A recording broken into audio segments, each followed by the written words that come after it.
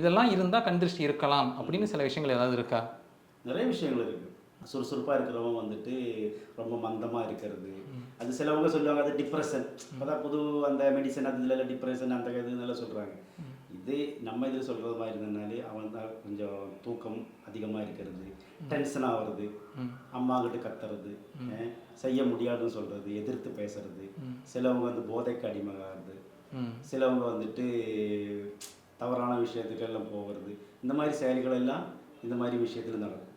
அதனால அது சொல்ல முடியாது. சிலவங்களுக்கு என்ன ஆகுனாலே நம்ம ஒரு புது கார் எடுத்துருப்போம். அதே தான் சப்போஸ் நம்ம ஒரு ஃபோட்டோ வந்து செல்ஃபி எடுத்துருப்போம். இந்த டைமில் கூட என்ன ஆகும், நம்ம செல்ஃபி போட்டு அடுத்த நிமிஷமே கார் ஆக்சிடென்ட் ஆகிடும். புது வீடு கட்டியிருக்கும், நல்ல மாடலாக டிசைனாக கட்டியிருக்கும். வா வா பரவாயில்லையே இவனா இப்படி வீடை கட்டியிருக்கோன்னு. ஆனால் அவனுக்கு அந்த வீட்டில் நிம்மதியாக வாழவே முடியாது. இதுவும் கண் திருஷ்டி தான். சரிங்க.